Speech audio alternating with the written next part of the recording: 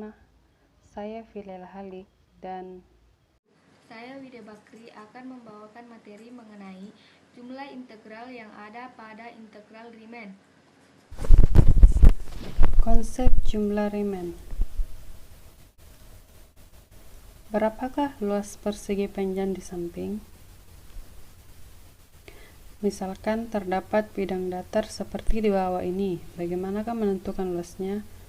Y, di mana Y sama dengan X pangkat 2 tambah 2. Menghitung luas bidang datar dengan pendekatan luas persegi panjang. Bidang datar kita partisis menjadi beberapa persegi panjang dengan lebar yang sama.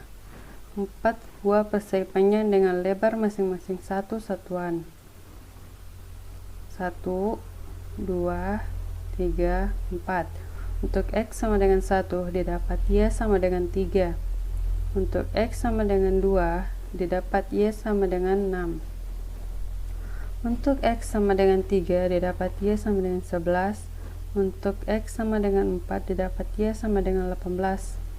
Jumlah luas sama dengan 1 kali 3 tambah 1 kali 6 ditambah 1 kali 11 ditambah 1 kali 18 sama dengan 38. Bidang datar kita partisi menjadi beberapa persegi panjang dengan lebar yang sama. 4 buah persegi panjang dengan lebar masing-masing satu satuan. Untuk X sama dengan 2 didapat Y sama dengan 6. Untuk X sama dengan 3 didapat Y sama dengan 11. Untuk X sama dengan 5 didapat Y sama dengan 18. Untuk X sama dengan 5 didapat Y sama dengan 27. Jumlah luas sama dengan 1 kali 6 tambah 1 kali 11 ditambah 1 kali 18 ditambah 1 kali 27 sama dengan 62. Berdasarkan uraian di atas, berapakah luas bidang datar yang dibatasi oleh kurva Y sama dengan X pangkat 2 tambah 2, di mana garis X sama dengan 1, garis X sama dengan 5, dan sumbu X tersebut. Menghitung luas bidang datar dengan proses limit. Daerah dibagi menjadi N, sebuah persegi panjang dengan lebar masing-masing persegi panjang delta X. L1 sama dengan F X1 dikali delta X1. L2 sama dengan F X2 dikali delta X2. L3 sama dengan F X3 dikali delta X3. L4 sama dengan F X4 dikali delta X4. Ln sama dengan F Xn dikali delta Xn. Luas daerah L didekati dengan jumlah sebuah luas persegi panjang. L sama dengan F X1 dikali delta X1 ditambah F X2 dikali delta X2 ditambah F X3 dikali delta X3 ditambah di mana F Xn dikali delta Xn. L sama dengan, seperti yang saya sebutkan tadi, dapat ditulis dengan notasi sigma menjadi L sigma N I sama dengan 1F XI dikali delta XI. Bentuk jumlah di atas disebut dengan jumlah Riemann atau deret Riemann. Untuk menunjukkan penjumlahan di atas mencakup ujung-ujung interval dari X sama dengan A sampai dengan X sama dengan B, maka bentuk jumlah di atas dapat ditulis menjadi seperti persamaan dalam rumus ini.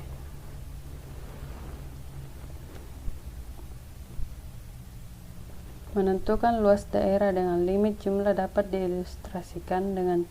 diilustrasikan oleh gambar di samping. Langkah utama yang dilakukan adalah memartisi, mengaproksimasi, menjumlahkan, dan menghitung limitnya. Luas daerah L yang sebenarnya dapat diperoleh dengan mengambil N yang besar N mendekati tak hingga, sehingga delta X mendekati 0. Dengan demikian luas daerah L adalah L sama dengan limit n mendekati tak hingga sigma n I sama dengan 1 F XI dikali delta XI. L sama dengan limit delta X mendekati 0 sigma BX sama dengan A Fx kali delta A dituliskan sebagai L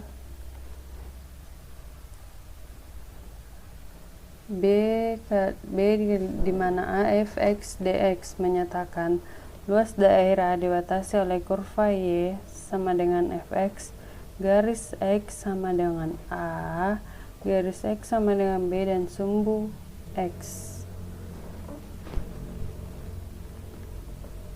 Orang yang pertama kali menemukan integran tertentu, dia adalah George Friedrich Werner Riemann, seorang matematika asal Jerman yang lahir pada tahun 1826 dan meninggal tahun 1866. Untuk mengenang jasanya, integral tertentu dinamakan integral Riemann.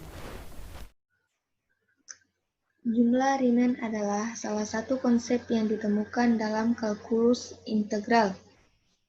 Konsep ini merupakan penopang ditemukannya integral tentu. Newton dan Leibniz lebih dahulu memperkenalkan konsep ini, tetapi Riemann atau matematikawan Jerman yang memberikan definisi seperti yang sekarang kita pakai. Pada dasarnya, jumlah Riemann merupakan suatu aproksimasi atau pendekatan numerik untuk mencari luas di bawah kurva suatu fungsi dengan membagi selang menjadi n subselang. Jika n kita dekati sampai tak hingga, maka kita sebut sebagai integral Riemann. Dalam proses perhitungan jumlah Riemann, saat daerah yang diarsir dipartisi dalam selang tertentu sebanyak n subselang, kita akan membutuhkan rumus deret jumlah berikut.